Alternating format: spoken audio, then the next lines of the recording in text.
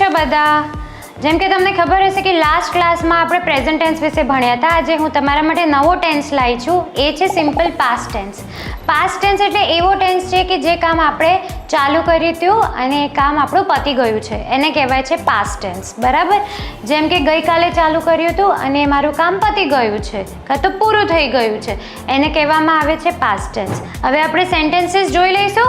મારી જોડે સેન્ટેન્સ છે, અમે તમારા માટે કેક બનાવી ચાલુ કરી હતી અને બનાવી બી દીધી, એ વાત પૂરી થઈ ગઈ. હવે એને ઇંગ્લિશમાં કેવી રીતે લખવાનું?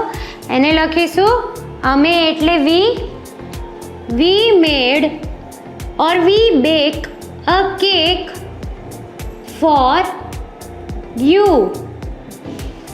બરાબર? હવે બીજો સેન્ટેન્સ જોઈશું. તેને ગયા મહિને નવું ઘર ખરીદ્યું. He bought a new house or a new home last month. તમે આને હાઉસ બી લખી શકો છો, જે તમને લખવું હોય. He bought a new house last month. Thank you.